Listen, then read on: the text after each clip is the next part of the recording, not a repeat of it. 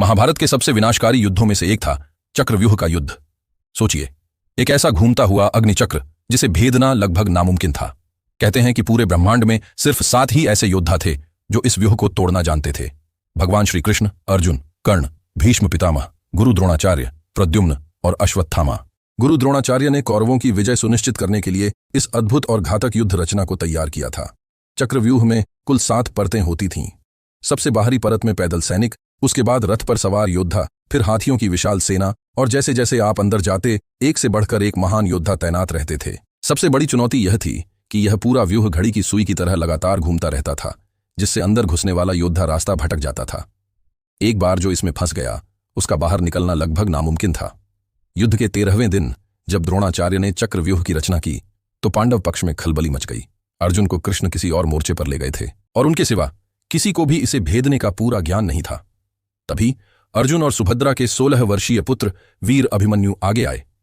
अभिमन्यु को चक्रव्यूह में प्रवेश करने का रहस्य तो पता था, जो उन्होंने अपनी मां के गर्भ में ही सुन लिया था, लेकिन उससे बाहर कैसे निकलना है यह वे नहीं जानते थे। फिर भी बिना किसी भय के उन्होंने इस चुनौती को स्वीकार किया और अकेले ही चक्रव्यूह में प्रवेश कर लिया। अपने अद्भुत पराक्रम और युद्ध कौशल से अभिमन्यु एक एक करके चक्रव्यूह की परतों को भेदते चले गए। उनके तेज और साहस को देखकर पूरी कौरव सेना कांप उठी थी। उन्होंने कौरवों के बड़े बड़े महारथियों को धूल चटा दी, लेकिन जब वे 7वीं और अंतिम परत तक पहुंचे तो कौरवों ने मिलकर एक घिनौना षड्यंत्र रचा।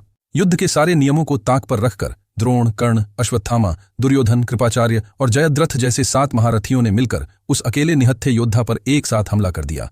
चारों तरफ से बरसते बाणों, गदाओं और तलवारों के बीच लड़ते हुए वीर अभिमन्यु ने वहीं वीर गति प्राप्त की।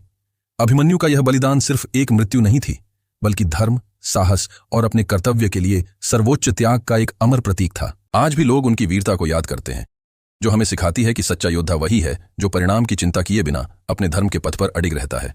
अगर आपको यह कहानी पसंद आई तो वीडियो को लाइक करें और ऐसी ही और कहानियों के लिए हमारे चैनल को सब्सक्राइब करना न भूलें। धन्यवाद।